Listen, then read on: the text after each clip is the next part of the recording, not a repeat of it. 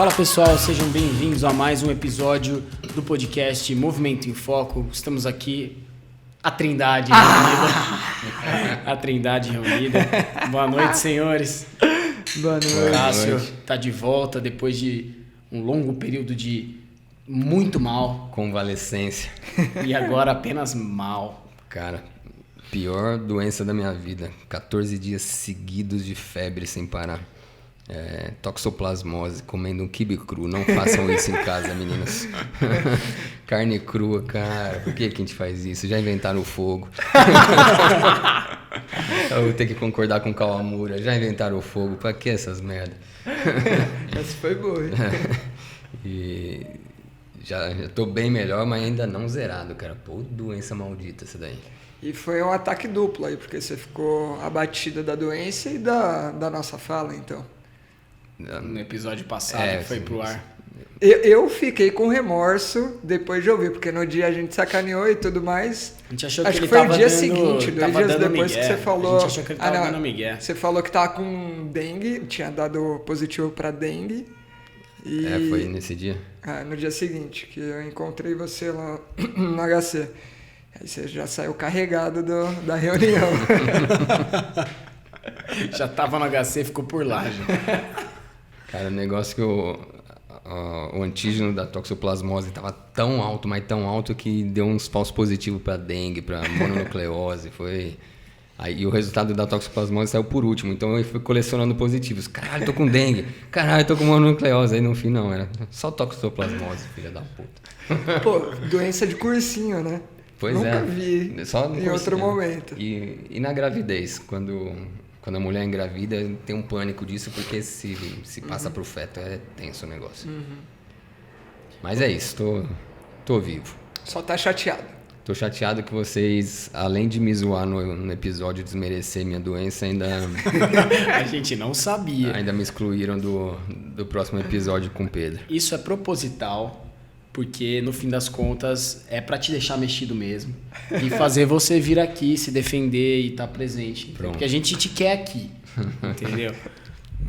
Tá bom. Ficou dodóizinho, mas tudo bem, vamos nessa. Bom, um brinde. Um brinde à melhora do A Cássio. melhora do Cássio. Quem ama Ao sacaneia. retorno. É Exatamente. E toma água junto. Viram só? Água. Enfim. Vamos nessa. Assunto da vez: investigação clínica, não coma bola. Acertou, hein? Dessa vez acertei.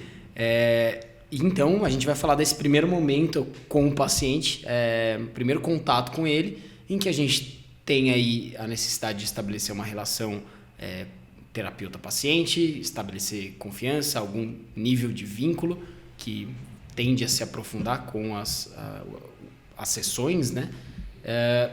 E é um momento de investigar a fundo as queixas, as necessidades desse paciente,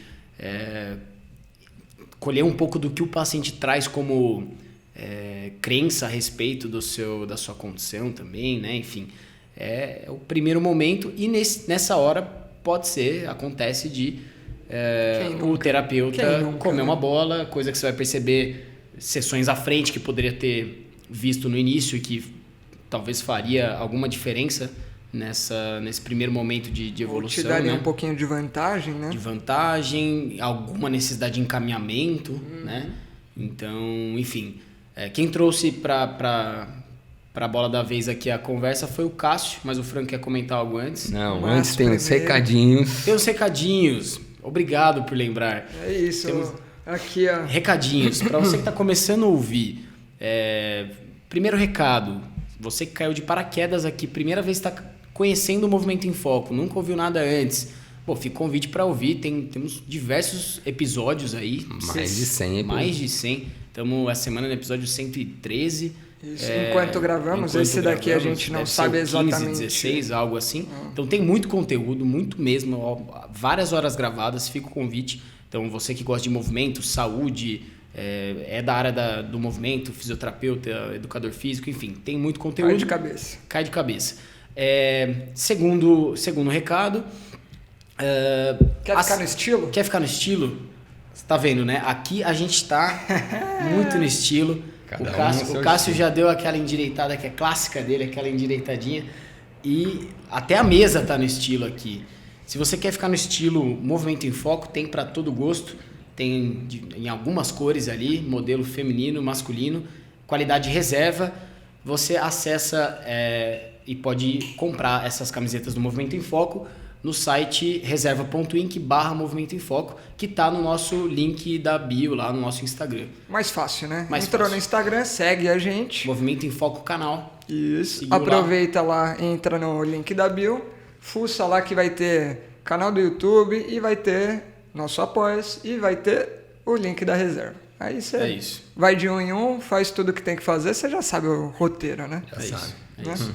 Essas são ainda da Essa é a coleção antiga. coleção antiga, mas tem coleção nova com o slogan novo e que são modelos parecidos com esse e que logo mais a gente vai ter novos modelos também. Coleção clássica. Clássica, tradicionalíssima, da Trindade.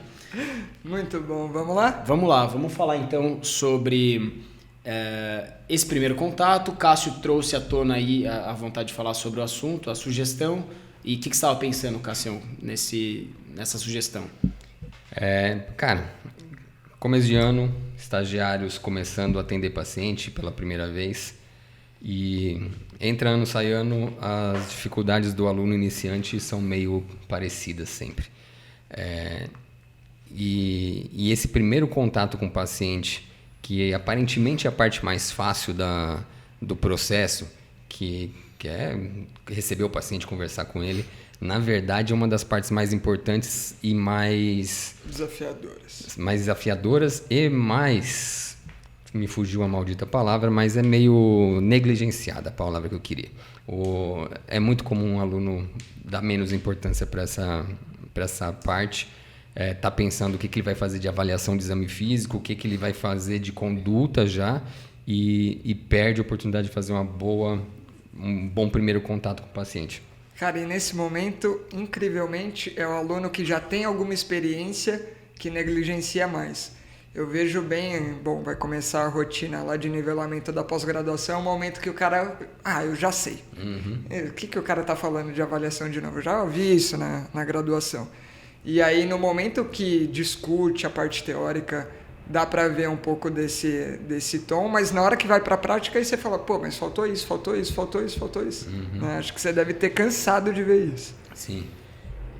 Vai lá. Eu acho que talvez aí tenha dois extremos realmente de perfil daqueles terapeutas que tendem a negligenciar, né? Um exemplo foi o primeiro que o Cássio deu, que é o físio pouco experiente, que não sabe ainda guiar uma entrevista, né, com o paciente muito bem, investigar, enfim, fazer as perguntas corretas sem cortar fluxo de raciocínio do próprio paciente, né? Então, às vezes fica uma coleta de história muito rasa.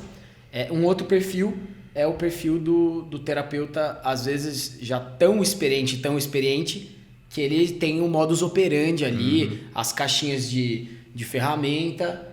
Ele trabalha de uma forma em que antecipa coisas, não confirma, exatamente, e ele tem muito empacotadinho já o que para cada condição ele já vai fazer. Então, nessas horas que aí corre o risco de comer bola, né? Sim, concordo.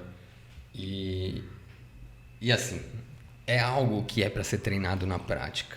A gente, na graduação tem aula sobre anamnese, coleta de história, investigação, tem aula de humanização, de como criar vínculo com o paciente, tem tudo isso. Aquela aula de sala de aula teórica, que dá sono, que ninguém gosta, e se isso é abordado num outro momento no curso, o aluno teve lá no primeiro, segundo ano, algo assim, depois na hora que chega nas disciplinas mais, vamos dizer, profissionalizantes, né, as fisioclínicas, se tem de novo e fala, putz, de novo esse papo de anamnese.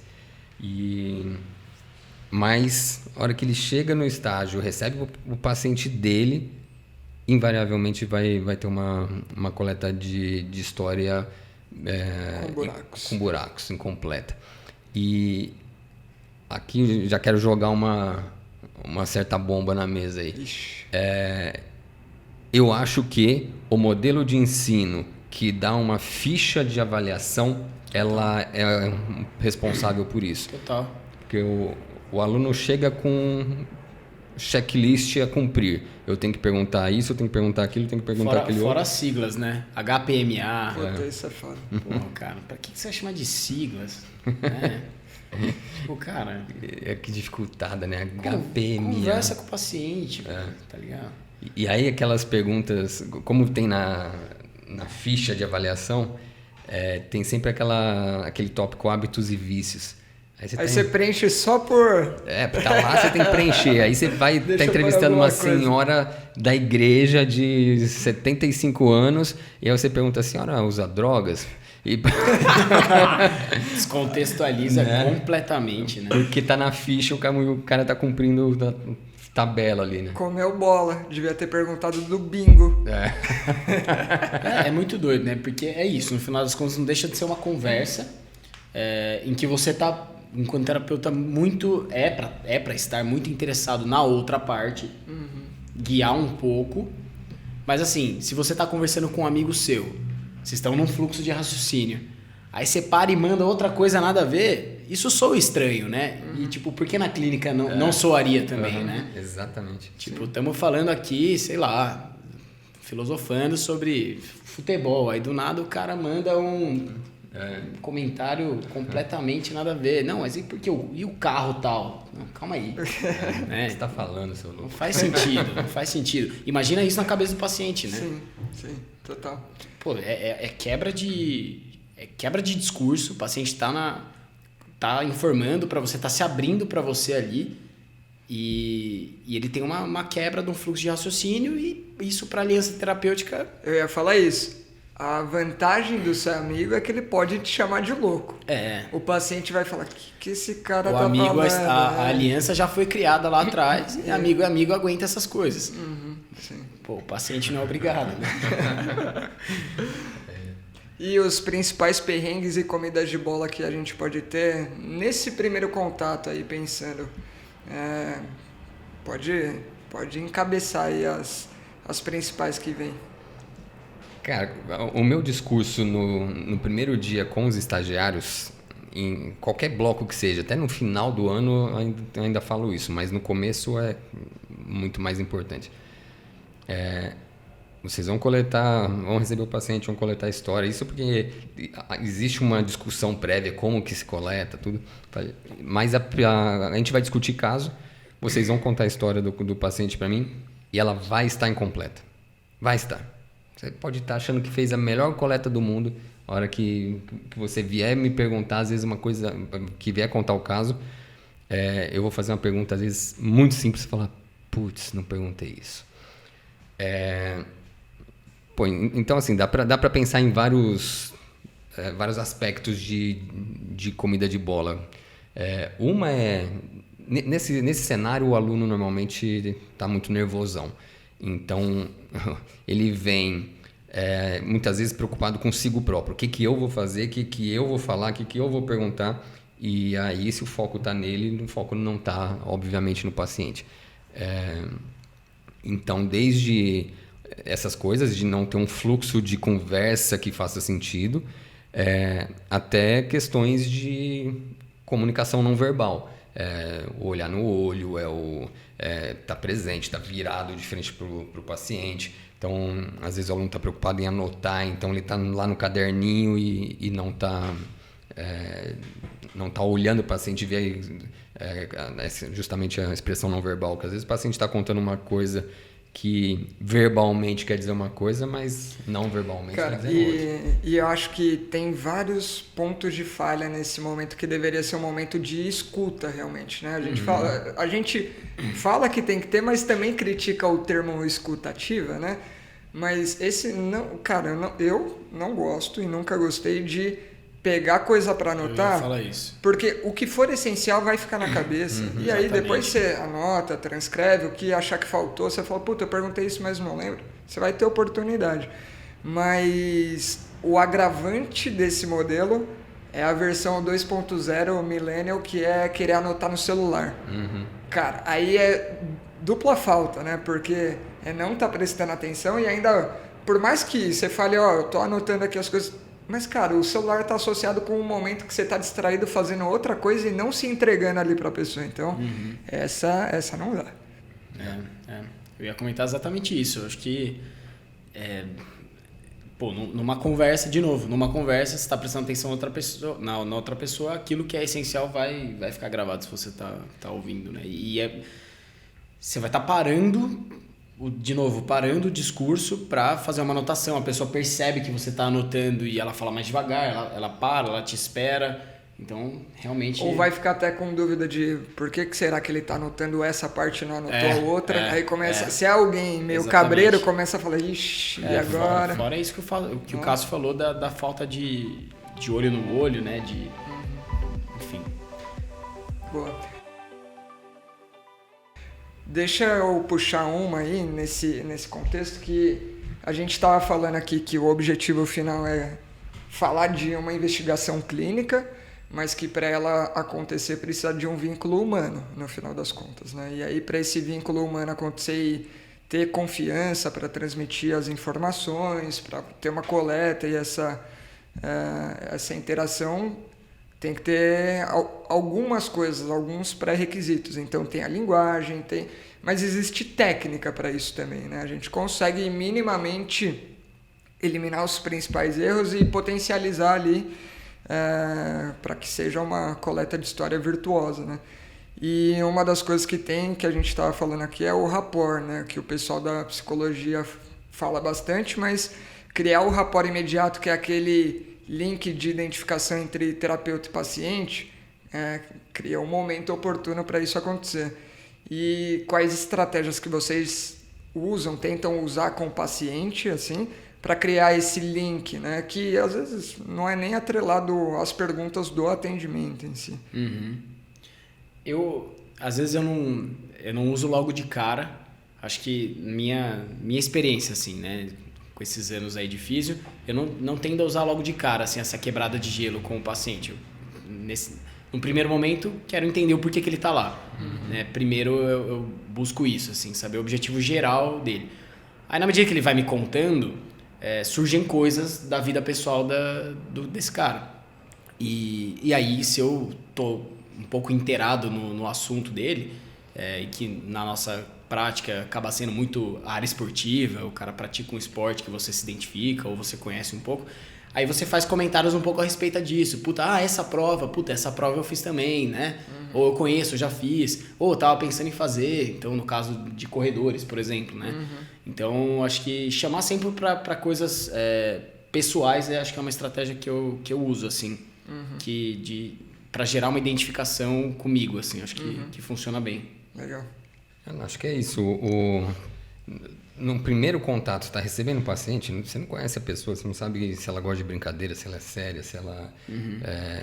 Então... De acordo com o Spotify, primeiro contato é um podcast documental em formato narrativo que explora Boa, as consequências dessa decisão. Doidão, mano.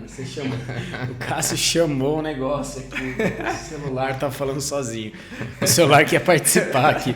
A inteligência artificial, velho. Quer que eu puxe a cadeira aqui pra ele? O microfone. Essa daqui nem vale a pena cortar, cara. Deixa aí. Alexa, o que você acha? Ela vai responder, ó. Não escutei toda a pergunta. O que você faz para criar um vínculo com o paciente, Alexa? Agora eu acho que não é com Você ela. tem que perguntar primeiro, Alexa. Não quero saber mais de você. Então, você não conhece o paciente, você não sabe que tipo de acesso você vai ter a ele. Então, minha primeira abordagem também é receber o paciente, leva para o lugar onde ele vai ser atendido, deixa ele à vontade. O que te traz aqui? No meio do caminho... lá na Care era muito comum, assim, eu recebi o paciente, no que eu estou descendo a rampa para levar ele para onde a gente vai conversar, ele, quem me indicou foi o não sei quem que passou com você, pronto, já está criado um canal de proximidade, de comunicação, não sei quem, legal, gente fina, lembro dele, correu maratona não sei aonde, pronto, já criou um caminho.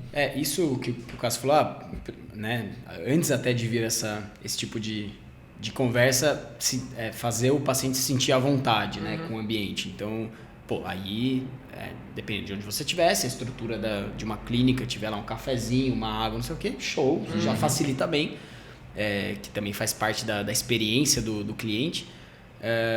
Mas aí, pô, palavras como, pô, seja bem-vindo, é sua primeira vez aqui, você já chegou no prontuário. O cara, não, puta, eu vi que você passou com tal pessoa, se ele já passou com algum outro profissional, conversei com esse outro profissional. Isso. Então, puta, aí também já se estabelece um vínculo, né? E o vínculo e aquele que é de autoridade e respeito, porque ou o cara gastou um tempo para conversar, ou ele leu no prontuário, então tem tudo isso que o cara se sente mais seguro, e o rapport tem muito de criar essa segurança, essa confiança, né? Então, se o cara já está sabendo, eu posso falar um pouco mais, né? A história de ligar num serviço de atendimento ao cliente, aí o primeiro que te recebe, você explica o caso, aí ele passa para o próximo, aí você explica de novo. Pô, quando chega o profissional que fala, não, eu já conversei com tal, eu estou sabendo do seu caso, eu falo, putz, que delícia. Uma coisa que eu vejo, já vi alguns profissionais fazendo, que eu acho legal, acho interessante, mas eu discordo um pouco assim dessa primeira abordagem, porque eu acho que isso faz o paciente perder um pouco essa facilidade no vínculo ali, você já quebra um pouco. Que é, por exemplo, no caso do paciente entrar na clínica, antes de você ou falar disso que você já conversou com o médico e tal, né, você já dá uma olhada no prontuário, ou simplesmente deu as palavras para ele e falou, ó, seja bem-vindo aí, é a sua primeira vez, ou até questioná-lo sobre qual que é o objetivo dele na clínica, o físio mostra, por exemplo, o espaço físico da clínica. Dá uma volta, dá um tour na clínica, tipo, mostra aqui, mostra ali, mostra aqui. Putz, parece que você tá querendo vender a estrutura, né? E ele não tá lá para isso no primeiro momento, beleza, mas para frente ele pode conhecer. Então eu tendo a entrar onde eu já vou prestar o atendimento ou iniciar a conversa, acho que não precisa disso, sabe? Cara, é interessante porque nessa linha eu costumo fazer mais ou menos assim. Então eu falo, fulano de tal, tudo bem? Pô, primeira vez aqui na clínica? Primeira vez. O que te traz aqui, né? Como que você chegou aqui? E é uma pergunta bem aberta. Foi fulano de tal. Puta, eu vi, não importa. Aí vai ser aquele momento, eu falo, pô, legal, então vamos conversar. Levo lá, vamos pra sala, escolho a maca, vou lá na maca. E nesse momento eu falo, cara, a clínica é bem grande, ó, acho que dá pra ver, o cara às vezes já fica meio pescoçando. Eu falo, depois, no final, eu te levo pra dar uma volta, ou peço pra alguém te apresentar e conhecer. E aí você já cria aquele...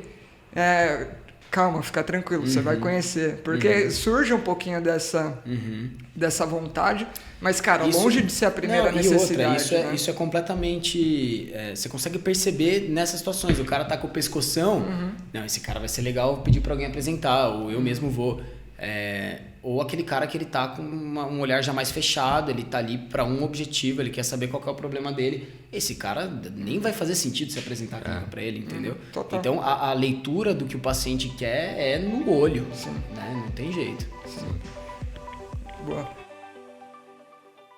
Última coisa sobre o rapport, acho que tem isso que é da confiança ser estabelecida por uma autenticidade.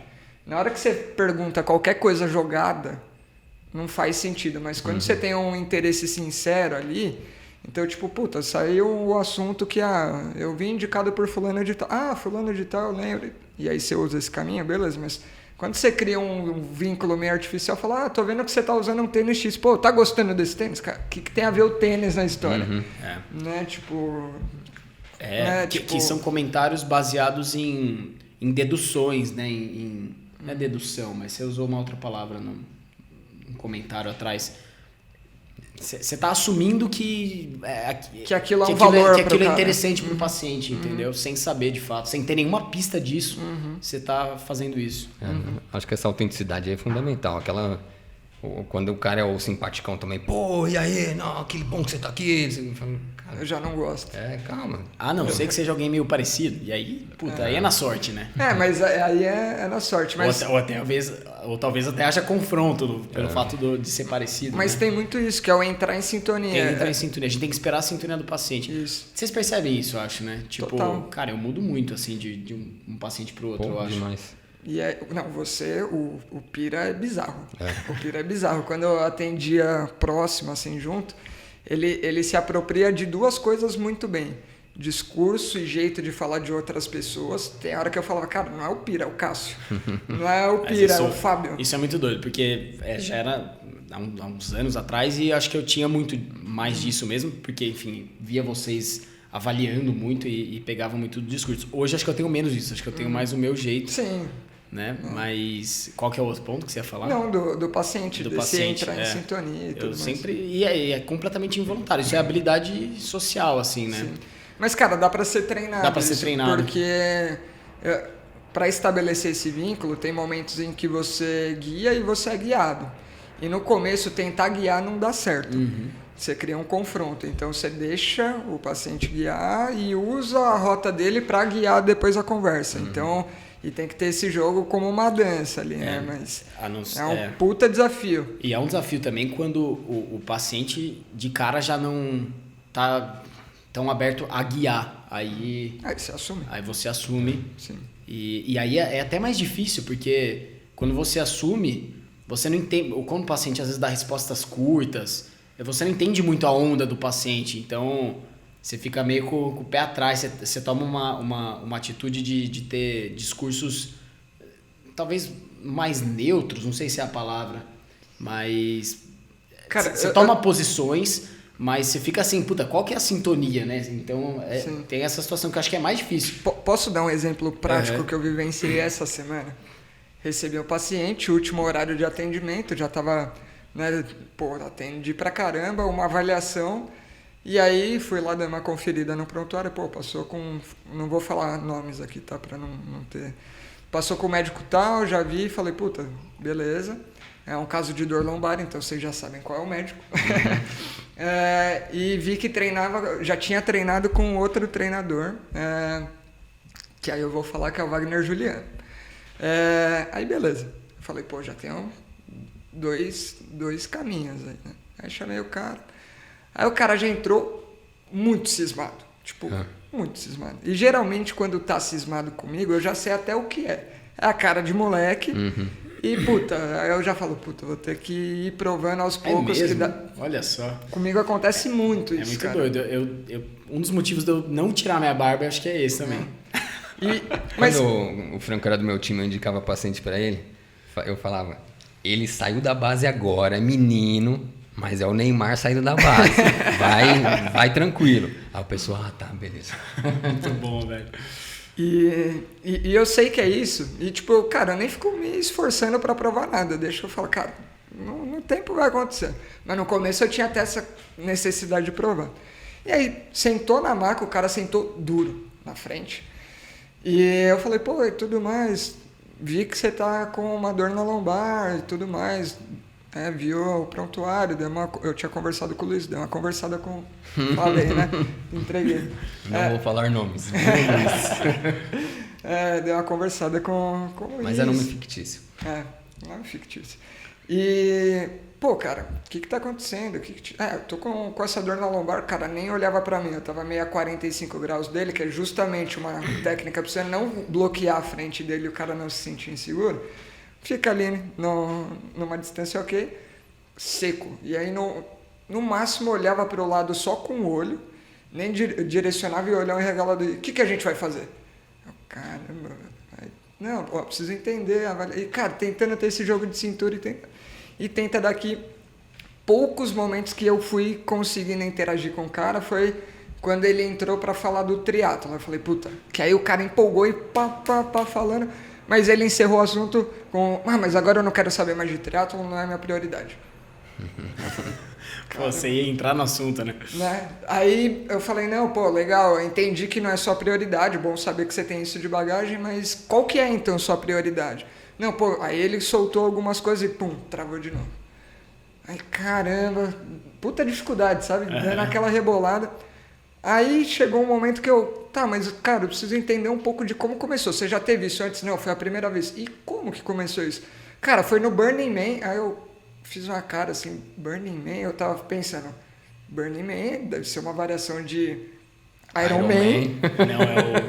Não, é o festival, né? De música eletrônica. Aí ele viu que eu fiz uma cara e foi assim, aí eu falei, Patagon Man... Deve ser alguma coisa que bota fogo na pessoa e corre, velho. A pessoa faz o Iron Man pegando fogo. Aí eu falei, eu fiz assim a cara, você não sabe o que é? Eu falei, não, cara, você se importa de me explicar? Porque eu não faço ideia do que é. Aí ele, puta, não, Burning Man, abriu o celular e começou a mostrar. Cara, um festival que os caras, né, montam no deserto, lá em Nevada, 10 dias de festival, montam uma cidade para 70 mil pessoas. E, cara, o cara fica vivendo naquilo por 10 dias, só que o meio, tipo, é longa a distância. O meio de se locomover... Minha lombar já dói, já, só de pensar. O meio de se locomover, cara, é de bike. Ele falou, não, aí cara, puta bike fajuta lá, eu ponho a bike, ponho a minha mulher na garupa e aí ele começou aí eu falei, ufa. Aí entrei um pouquinho no Burning Man lá, explica, aí depois eu falei, tá, agora me conta. Então teve esse, eu deixei, foi difícil pra caramba deixar o cara conduzir, ter uma coisa que ele fosse conduzindo, mas depois que entrou no Burning Man, aí foi, cara. Aí eu falei, ufa, agora vai. O cara, ele ficou mais animado de falar do Burning Man do que de falar que a dor dele começou no Burning Man, ou que, né, ele tava preocupado em te falar do negócio, né, no fim das contas. E é engraçado, e aí o segundo momento que... Aí ele travou de novo, mas eu já tava mais tranquilo. Aí eu falei, pô, sei lá do que. Ele comentou do Wagner, eu falei, o Wagner é meu treinador também. Aí deu... Então esses vínculos, né, conhecer e tudo mais, facilitam pra caramba, cara. E aí o que a gente tá falando aqui nesse primeiro momento, que já vai uma meia hora pelo menos, cara, realmente como que você falou? Traquejo social? Habilidade social. Habilidade social. E algo que é treinável e algo que... comunicação não verbal, comunicação tem gente verbal. que tem um talento natural para isso, tem gente que tem dificuldade natural para isso, mas se expor e treinar, e treinar, e treinar. Quanto mais você vai fazendo, mais fácil fica. Aí um relato pessoal eu era tímido patológico até o 3º ano da graduação. Assim, eu tinha dificuldade de conversar com pessoas, medo mesmo, timidez absurda. E a profissão me salvou, porque aí chegou na hora de atender paciente, cara, eu tenho que ir, não tem jeito. Aí conversa, aí vê que não dói, aí conversa de novo, vê que não dói. E se você está realmente disposto a fazer um bom trabalho, investigar, um dos grandes problemas de quem tem uma certa fobia social assim é não saber o que fazer, né? Então, sei lá, ia conversar com a menina na balada, mas o que eu pergunto? O que eu tenho? Cara, não sabia. Aí, mas pô, no ambiente terapêutico é fácil, tem um propósito, tem uma dor. Tudo já começa com motivo. Já tem um motivo de estar lá. Você não está chegando alguém aleatório na balada e falando, e aí, qual é o seu nome? Não. E aí que te traz aqui? A pessoa que está te procurando ainda por cima, é mais fácil ainda. Então, mas, assim, tirando essas pessoas que têm essa dificuldade, o resto, no seu dia a dia, entre amigos, as pessoas têm uma habilidade natural de se comunicar, de perguntar. A gente está se encontrando aqui depois de um mês. E aí? Como é que foi? Tava com toxoplasmose. Cara, mas e aí? Doença de livro, nunca vi ninguém com isso. E aí já começa abrir perguntas na sua cabeça que você vai tentando entender o cenário. E isso é uma habilidade tão natural, mas ao mesmo tempo tem que ser trabalhada, para você ter na cabeça, nessa hora que você está com o paciente, uma atitude de repórter investigativo. Você tem que entender os comos, os porquês, os onde... Não basta ter a habilidade social de estabelecer uma aliança terapêutica. Não, né? Pode ser o curioso da fofoca, né? Exatamente. Porque, enfim, beleza, o paciente está lá, você consegue fidelizar, você consegue fazer o cara aderir à proposta terapêutica, mas para chegar numa boa proposta terapêutica tem que chegar numa boa avaliação. Para chegar numa boa avaliação assertiva e tal, tem que ter tido uma investigação acertada, né? Boa. Chegamos. Mas, cara, tudo aquilo que a gente falou é importante porque se não acontecer, você não consegue desenvolver o resto, entendeu? Você fica bem limitado. Sem dúvida. Né? É engraçado isso, porque eu tô com 45 anos, então hoje eu já posso dizer que eu sou mais tempo não tímido do que eu fui tímido na minha vida. E aí a galera me vê hoje socialmente e fala, você já foi tímido? Mentira, não sei o quê. Porque essa habilidade você desenvolve para a vida. Hoje quem me vê tipo lá na Atlética, que é o ambiente de trabalho, eu troco ideia com qualquer um que aparecer ali. É a tiazinha do restaurante, é a tia que tem... A dona Cecília, que tem paralisia infantil e vai nadar lá. Ela, pô, me ama, porque ela chega, você que me deixou torta assim e tal. E, cara, você vai trocando ideia e vai... Então isso, cara, é uma habilidade que vai pra vida. Depois você aprende a conversar com as pessoas, aquela situação de elevador, né? Entra... E como é gostoso conversar com as pessoas, né? No fim das contas, né? Aliás, o podcast é isso, né? Exatamente. Então chegamos no momento em que, enfim, habilidades sociais estão lá, a aliança terapêutica foi criada naquele primeiro momento, o paciente está à vontade, aí temos no melhor dos cenários, um livro aberto para a gente investigar, às vezes nem tão aberto, nem tão fácil assim, às né? vezes fechado. Às vezes você tem que... No cadeado. Às vezes fechar no cadeado, às vezes tem que investigar muitas páginas. E às vezes a página tá colada, aí você faz uma forcinha ali para destacar uma da outra. Exato. Às vezes as letras estão miúdas, aquela coisa que passou, você não viu. Nossa, que metáfora, a gente chegou agora. Mandou muito bem. E aí, beleza, a gente não quer comer bola nesse momento. Como é que a gente faz? Para ter um discurso coeso, lógico, para extrair do paciente um discurso que, a princípio, ele pode vir bagunçado demais, né? Sim. Ele pode vir cheio de crença e você tem que, às vezes, deixar o paciente falar mesmo, assim, né? Sim. Porque eu tô com essa dor, porque eu passei em XX médico, me falaram que a minha dor é por isso, então eu tô aqui para fazer isso. Se você se contentar com esse tipo de informação, você vai ser um executor de ficha que o médico pede lá. Aí não adianta reclamar da prescrição médica. Exatamente, analgesia, tal. Enfim, se você topar isso, e aí é o nosso papel, né? Eu acho que uma coisa que funciona bastante é ir do abrangente e livre para depois ir estreitando o cerco. Um dos problemas é querer ir com a pergunta muito fechada logo no começo, que aí dificulta no vínculo também.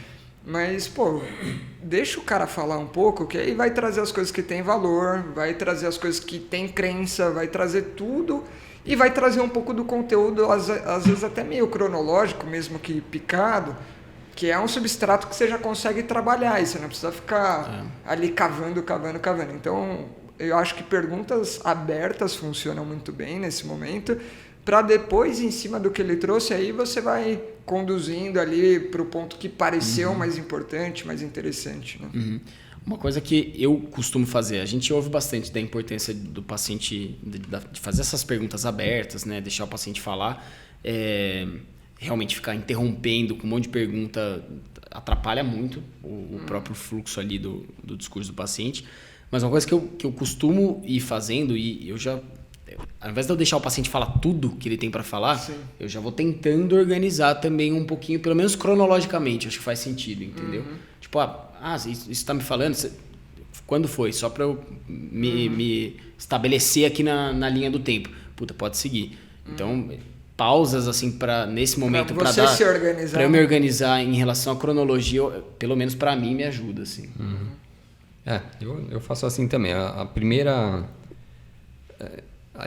Na verdade, se você se colocar no lugar do paciente, todo mundo já foi no médico e sabe como que você se prepara para ir no médico. Tem gente que não se prepara não, velho. Então, exato. Cara, exatamente. Eu sou o cara que talvez eu seja excessivamente chato, que eu chego com tudo ali e, puta, se precisar de alguma coisa a mais, o cara me pergunta, mas, né? Tem gente que, cara, chega e não sabe nem... Então, é bizarro. E no fim das contas é a preparação desse cara. Mas assim, você vai pro médico e você fala... Cara, vai ter o cara que vai te entregar a ficha na mão, falar, é isso aqui que eu tenho que fazer, porque eu tenho uma prescrição médica. No fim das contas, essa é a preparação dele, a forma como ele chegou e estava preparado para te receber. E isso tem tudo a ver com que o paciente tem como crença sobre os profissionais da saúde e os papéis de cada profissional de saúde. é subordinado do médico, ele faz isso que o médico fala. Já passei com o médico, já sei qual é o meu problema. Né? E às vezes... Já contei uma história dessa, não sei se é aqui. Mas às vezes não é nem só, não é a crença, mas é ele não conhecer o processo, nunca fez físico. Exatamente, também, nunca, né? Também. Então, ou ele fez físico num lugar que foi exatamente assim. Então, assim, a pessoa se prepara. Tipo, eu fui no médico agora para investigar essa toxoplasmose. Pô, cheguei com o discurso pronto. E como a gente é da área da saúde, eu cheguei com um discurso previamente organizado, cronológico, trouxe as informações que eu achava que pareciam mais importantes. Que pareciam importantes, que tinha que ter, e ainda assim, isso só mostra que eu levei as minhas crenças. Aí, na hora que o médico foi perguntando, ele falou, comeu carne crua? Pô, comi. Eu nem lembrava que eu tinha comido e eu não levei essa informação para o médico. Foi a habilidade do médico de reconhecer os sinais, de ter as hipóteses na cabeça dele que fez ele me levantar essa pergunta que matou a charada. Então, sabendo que o paciente se prepara de alguma forma, eu quero ver o que ele preparou para mim. Então, a primeira pergunta é aberta. E aí, o que te traz aqui? Aí vai ter o cara que vai te dar uma ficha e falar isso, o cara falar, tô com dor nas costas e para ali, e tem um cara que sai contando a história do discurso que ele trouxe pronto. E esse primeiro momento é muito importante porque é justamente por isso. Mostra as crenças do paciente, os valores dele, aquilo que ele acredita que tem relação com a queixa, que pode fazer sentido, pode não fazer sentido nenhum, e você tem que saber já pescar ali. Ele acha que isso tem a ver, mas não tem nada a ver, e uma hora eu vou ter que explicar isso para ele. E já mostra um pouco do jeito do cara, né? Um cara, né, você consegue detectar as nuances. É um cara já organizado, sistemático, é um cara que, cara, tá totalmente desligado, né? E aí você vai falando mentalmente, talvez seja interessante eu abordar tal e tal coisa, né? Acho que também tem um pouco disso. Já vem no estilo de comunicação do paciente e tentando entender como é que você vai abordar. Mas também traz a crença daquilo que o paciente acha que você valoriza. Então, às vezes, ele não valoriza aquilo, mas ele acha que você valoriza. Então, às vezes, o cara chega já falando, não, mas é porque eu não me alongo mesmo. E você pensa que... Nossa, essa acho que é a mais clássica, frequente, cara. Não, mas puta, já ouvi falar que tem que alongar. Mas eu sou muito encurtado mesmo, se fazer alongamento, eu pensando, foda-se, não precisa não. Mas, tá bom, já entendi que isso é algo que tá na mesa. Você acha que eu vou te cobrar isso e em algum momento eu vou te falar, não, você relaxa. O caminho é esse, aqui é outro. Mas você não fala isso logo de cara também, porque isso é quebra de vínculo. O paciente traz uma crença, você quebra a crença. Na hora, né? Inclusive, cara, no momento de essa palavra, o vínculo, né? Esse termo quebrar crença é péssimo, cara. Porque, com dor crônica a gente ouve o tempo todo. Não, tem que quebrar porra nenhuma. Você quebra a crença do cara, você abala o que é o cara, né? A crença monta muito do que é a gente. E aí, no momento que você abala isso, o cara vai se sentir puta inseguro e aí... Ou ele vai te atacar ou ele vai correr de você, velho. Né? Na especialização que eu estou fazendo lá de dor crônica, é bem interessante, assim, que é exatamente esse discurso que a gente está tendo, assim, né? De fato, esse primeiro momento não é o momento de fazer isso. Mesmo no cara que você precisa, eventualmente, modificar, violar a expectativa do cara, entendeu? Mas não é nesse momento. Não é nesse momento. Isso é com construção. Né? Sim. Então, daí... Sempre vai ter algo assim, pô, mas é porque eu troquei de tênis. E, ok, legal, depois a gente conversa melhor sobre esse tênis, mas me conta mais. E nessa hora, eu costumo deixar aberto mesmo, deixo o paciente falando. Se eu vejo que eu estou precisando me organizar no meio do discurso do paciente, eu faço isso que você falou. Não, mas isso aí quando foi mesmo? Beleza, então isso foi antes daquele outro que você tinha falado, tá? Então eu vou fazendo algumas perguntas que não quebram o fluxo de fala do cara, mas me organiza. Você se organiza, eventualmente se você não ficou tão claro às vezes para você também ser só um momento. Deixa eu resumir. Você faz um resumo, ele te ouve. Cara, e tudo isso que a gente tá falando sem querer aqui, né? Parece que é tudo técnica, é sistematizado, né? Resumir para você se ouvir falando, para o paciente ouvir porque aquilo que ele está falando não é necessariamente o que você entendeu, Né? O que ele quer que você entenda não é o que você entendeu. Você resume e compara. É isso mesmo que você quer dizer? Não, é isso. Vamos seguir. E às vezes até a forma que ele falou não transmite exatamente o que ele queria informar. E aí, não, fala, cara, não, então não é isso não. Deixa eu reformular. Então você tem esse momento que é o momento de equalizar a sintonia entre os dois. Falar, você me disse isso, eu entendi isso, é isso. Ah, não, é isso. Não, não é. Já corrige, né? Uma coisa...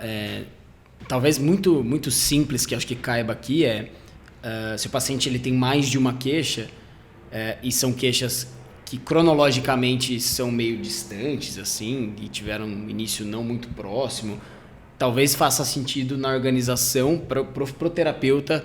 Vamos falar primeiro dessa queixa e depois dessa queixa, porque cada um talvez tenha uma história, né? Uma história que difere em cronologia, que difere em associação com tarefas, enfim. Então, isso ajuda, né? Porque você vai para uma queixa, vai para outra. Então, vamos falar disso, depois de falar disso. A não ser que as duas estejam bem associadas, né? E até porque nosso sistema de atendimento no geral, ele é pautado no tempo. Então também tem que ter uma noção de que, cara, não vai dar para abordar tudo hoje. E aí, repente, por onde a gente começa? Exatamente. Isso é uma boa. Colocar o senso de prioridade para o paciente escolher. O que é mais importante para você? Né? E aí... Uma pergunta aberta também nesse sentido, só para... se tivesse que resolver algo logo, o que seria, né? Aí você coloca o senso de... O paciente coloca um senso de prioridade para uma coisa em detrimento de outras. Sim, boa. Esqueci o que eu ia falar. Cara, deixa eu aproveitar enquanto você vai lembrando. E aí, nessa mesma linha, a gente sempre fala em funcionalidade e é comum o paciente trazer só a queixa. Então, é o objetivo desse primeiro contato entender onde, em quais situações essa queixa se desenrola. Então, a gente tem que ter um papel ali voltado não só para cronologia, mas para situações, para funcionalidade envolvida ou que é afetada ou que afeta e desenrola essa queixa toda. E nesse momento tem gente que tem dificuldade assim, né, de colocar ou o que aconteceu, o que levou, mas tipo o que aquilo limita ela no dia a dia, né? E principalmente em situações que a pessoa vai entrando naquele avoidance, vai tipo evitando de fazer coisas por conta da dor, daqui a pouco ela fala, não, tá tudo bem, eu não tenho mais dor, mas o que você faz atualmente? Não, deixei de fazer isso, deixei de fazer aquilo. Então, uma pergunta que, cara, eu comecei a desenvolver é, você quer ficar bom pra quê? Tipo, se, cara, a gente resolver a dor hoje, o que você tá afim de fazer de verdade? Puta, aí o cara desenrola, fala, pô, pode crer, eu deixei de fazer tal e tal coisa, queria jogar tênis, queria fazer... Mas para a rotina que ele está ali no momento, não está com grande impacto. É que ele já deixou aquela rotina de lado. Né? É difícil o paciente falar, não, a dor tá boa, mas ele vai falar, no meu ombro dói. Mas você tá te atrapalhando alguma coisa? Não. Porque ele já deixou de fazer, já achou alternativas, está usando outra mão, sei lá. E aí ele não se toca o quanto aquilo limitou o dia a dia dele. E eu acho que eu lembrei mais ou menos o que eu ia falar, mas é que... agora eu lembrei de fato. Outro algo negativo do fluxo da ficha de avaliação. Porque na ficha de avaliação, essa fase de anamnese, de coleta de história, de informação, ela é um passo. Você dá esse passo, terminou esse passo, você vai para o outro passo que já está na lista. Então, aí no próximo passo vai ter lá um... exame físico, e aí você faz um exame físico já pré-determinado para aquela determinada patologia.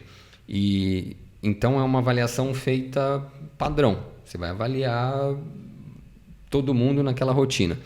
E isso não investiga de fato, não vai atrás da causa do problema. Então, qual que é o objetivo da coleta de informação, da anamnese? Criar vínculo, que a gente já abordou bastante, mas o outro é saber o que você vai avaliar. É essa coleta de informação que vai te direcionar o que vai ser avaliado no exame físico, e ele vai também te abastecer de um monte de hipóteses. Para esse paciente faz sentido duvidar de tal coisa, para o outro paciente muito parecido não faz nenhum sentido. Então, com isso na cabeça, você vai também direcionar suas perguntas para sair nessa resolução final. Você está lá, 30 minutos conversando com o paciente. Se você, depois disso, ainda não sabe o que você vai fazer, é porque essa história está mal organizada na sua cabeça. E aí tem coisas que facilitam. Então, ter na cabeça que a gente, nessa hora, está indo atrás de indivíduo, tarefa e ambiente, ajuda muito. Então, primeiro, existe uma pessoa que veio te procurar e você precisa saber que pessoa é essa. E quando a gente fala isso, na ficha de avaliação lá tem nome, sexo, escolaridade... massa, altura. Peso, altura e... não é isso que a gente está... Profissão... não é isso. É quem é essa pessoa de fato. Entra em coisas subjetivas, que é o que o Franco falou. O cara é sistemático, está te trazendo as coisas, as informações todas certinhas, ou é um cara mais organizado, um cara que é mais criativo. Então você já está sacando essas coisas, você tem que entender qual é o histórico dessa pessoa. A gente está falando de atleta, mas qual é o histórico de atleta desse cara? Está fazendo triatlo, mas faz triatlo desde criança? Isso é raro. Como que começou? Não, jogava futebol, depois entrei no triatlo, então isso é um cenário. Não, era da natação, depois migrei para o triatlo, é outro cenário. Então você tem que entender a história desse cara, se ele teve problemas prévios de saúde, do aparelho locomotor. Então você vai montando, agora eu sei quem é essa pessoa. Agora essa pessoa está com um problema que vem me procurar. Que problema é esse? Aí entra a cabeça investigativa. Onde, como, porquê, quando, com quem. Então você... E também não são perguntas prontas. A resposta do paciente te faz levantar uma próxima pergunta, que te faz levantar uma próxima pergunta, e você vai tentando entender esse cenário para, ao fim das contas, saber o que eu vou avaliar desse indivíduo. Então esse é o propósito final. Né? Uhum. Que é chegar na tal da queixa funcional e saber dessa história toda o que tem valor e o que precisa ser avaliado. E algumas histórias vão conduzir para caminhos diferentes, mas tem aquela história que dá uma puta vontade de examinar o paciente ali e falar, cara, eu preciso ver esse joelho, né? Uhum. Eu preciso entender o que está acontecendo aqui, sei lá, aquela história que já tem um histórico de entorse, que tem alguma coisa que você fala, foi depois disso daqui, eu preciso saber como que tá. E tem um monte de história que a relação ali de como tudo se desenrola faz a gente querer, cara, eu preciso ver esse cara subindo e descendo escada, porque é nessa situação que deflagra, vamos lá, né? Então, situações totalmente diferentes para um paciente que tem dor no joelho, para outro paciente que também tem dor no joelho, mas, cara, uma das falas aí do Cássio foi a de que você vai levantando muitas hipóteses ao longo da conversa, e hipóteses das mais diversas, né? Pode ser hipóteses das tarefas mais prováveis de ter gerado uma sobrecarga, a depender de como, das características da queixa do paciente, que mecanismo de dor é esse, por exemplo, né? Se a gente puder categorizar, que estrutura está sofrendo. Na conversa a gente já consegue ter diversas hipóteses, né? E que nos levam a uma avaliação, seja um conjunto de avaliações, seja uma avaliação mais simples, que não vai demandar tanta investigação assim, enfim, os caminhos são diversos, né? Uhum. E acho que uma informação importante que eu enxergo dessa maneira, só tem importância você investigar e diferenciar a hipótese A da hipótese B, porque elas vão levar em caminhos diferentes. Uhum. Porque se as duas hipóteses levam na mesma condição, cara, você não precisa diferenciar. Sim. Né? Então, a gente está fazendo todo esse trabalho não é só por obrigação, para cumprir o checklist, mas porque a abordagem vai mudar e só a resolutividade como terapeuta vai mudar. Então, para uma situação pode ser que, eu preciso de um exame de imagem, isso daqui vai ser o diferencial para saber se ele vai precisar de um caminho X, que não é comigo, ou de, cara, não, tá tudo certo, é comigo mesmo. Beleza. Ou numa situação que ter o exame ou não ter o exame não vai agregar nada. Cara, foda-se o exame, né? E a mesma coisa, eu dei o exemplo do exame, que é o mais óbvio, mas, vamos fazer a avaliação do joelho, vamos testar todos os ligamentos. Vai mudar o que eu vou fazer? Não vai mudar. Então, cara, não tem por que fazer isso. Né? Acho que esse é o principal ponto para economizar ali na ação.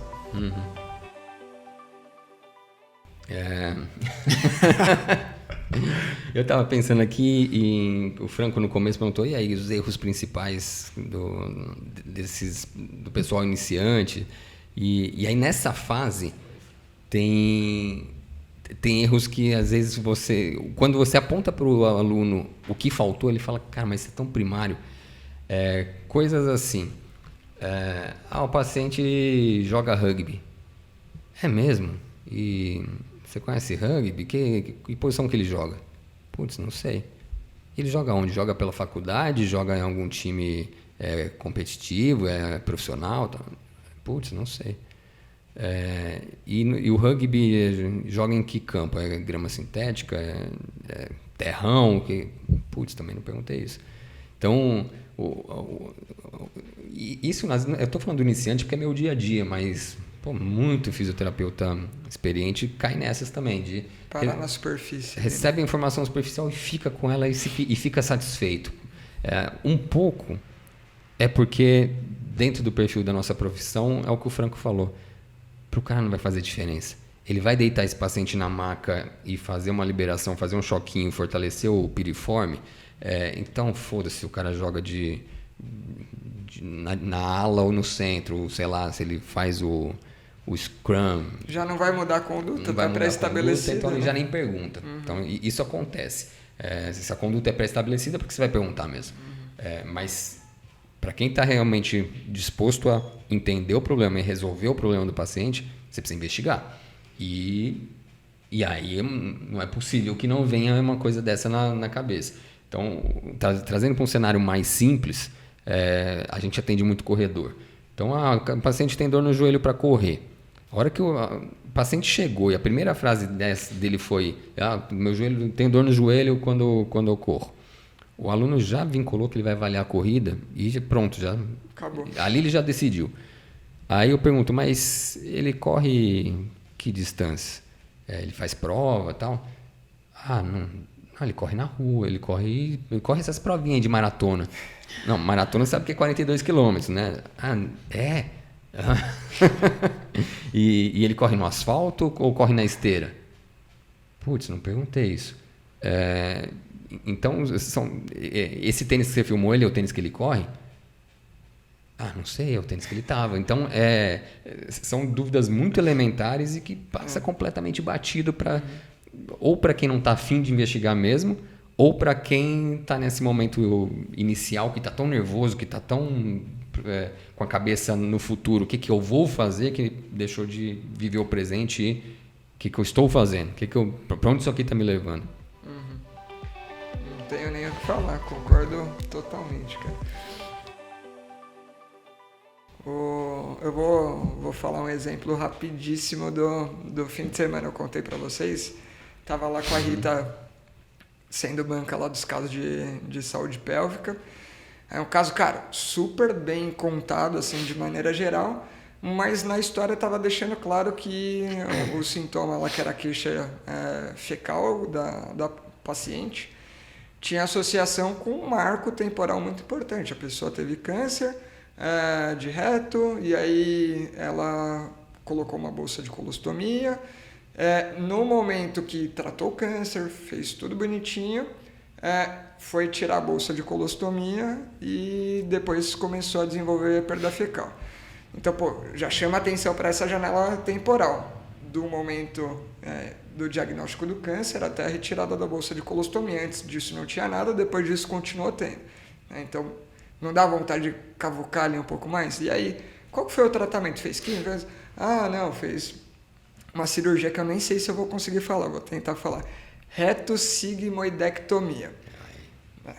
Aí eu tô ali sentado, eu não sou da área, aí eu falei, levantei a mão e falo, o que é uma retossigmoidectomia? Porque eu não entendo da cirurgia, mas pelo nome, ectomia é arrancar fora, né?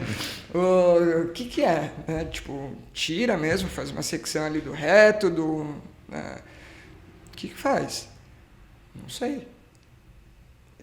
Calma. Como não sei, né? Então, vamos entender mais. Então, apesar de não saber isso daí, o desenrolar da história foi bom, deu para entender, mas, cara, para mim seria uma puta informação para entender, porque depois fui descobrir que na hora que tira a bolsa de colostomia também tem a adaptação de, aquele segmento que foi anastomosado, nem sei se fala assim, né? não trabalha daquela maneira como armazenamento, então tem uma fase de adaptação, tem um monte de coisa para entender. E que, cara, só a curiosidade ali de eu falar, cara, preciso entender isso. E às vezes, para a pessoa que vive a área, não sei se vem essa genuinidade de, cara, preciso entender um pouco mais desse ponto, senão não vai desenrolar. E às vezes você não tem a resposta mesmo, mas o saber que você quer essa resposta é importante. Sim. Né? Vou buscar. Não sei agora, mas sei que eu vou ter que entender. Vou perguntar para o cirurgião, vou perguntar vou buscar na literatura, né? Sim. Então, na coleta, você detectar os pontos que tem buraco ainda é importante. Que você não consiga solucionar ali, putz, depois vou ter que ver. Vou ter que solucionar isso aqui.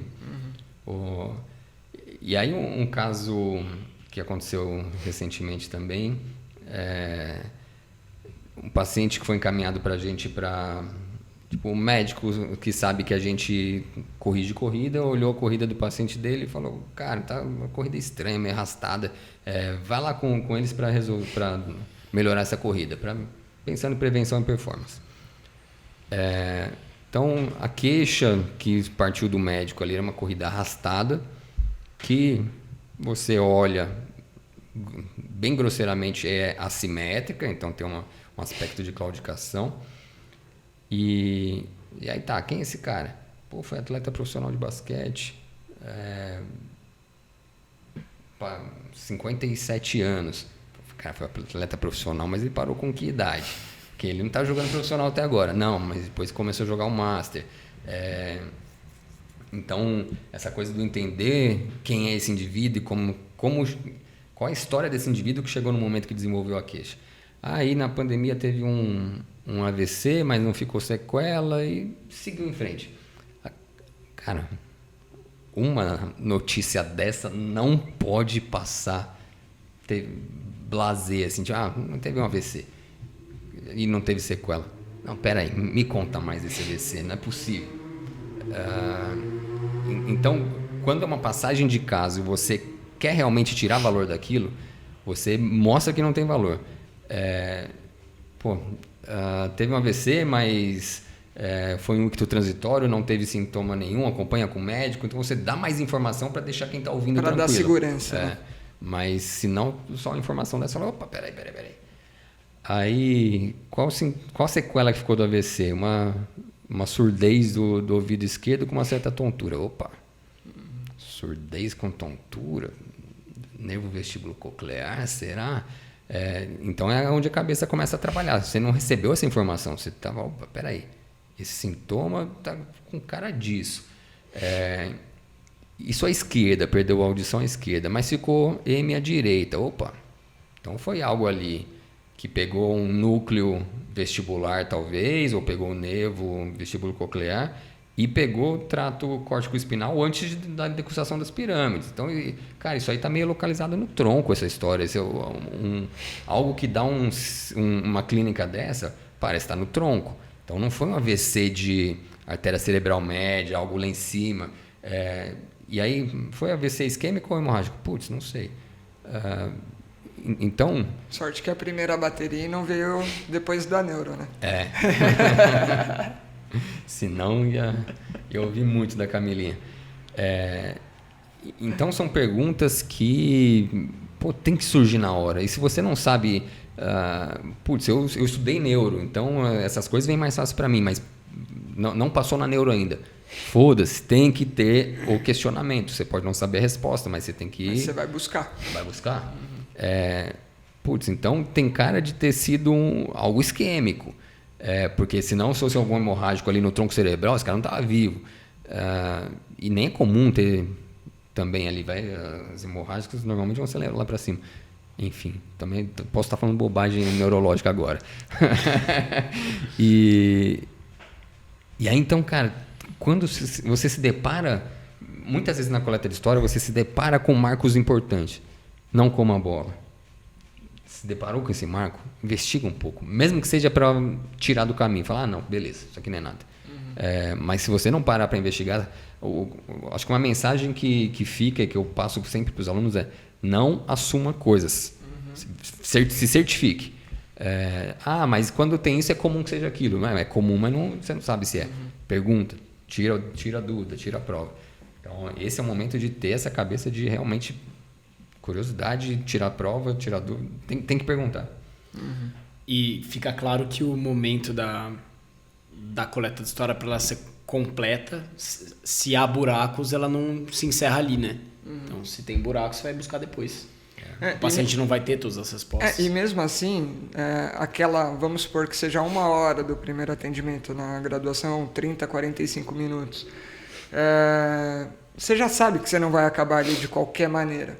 Mas você tem, é meio que uma trilha, né? Você tem que achar o começo da trilha, pelo menos, entender o que você vai percorrer e com o substrato do que você coletou, sabendo o que eu preciso mais, já vai antecipando o que você vai perguntar numa próxima situação.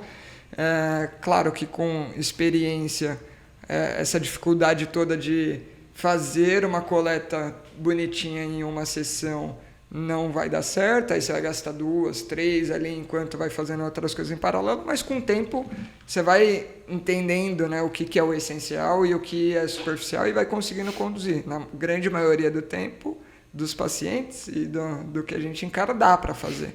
Às vezes não dá, cara. Às vezes, até para mim, eu vejo que, cara, sobra. Eu vou precisar entender mais isso daqui, mas você tem pelo menos o norte, né?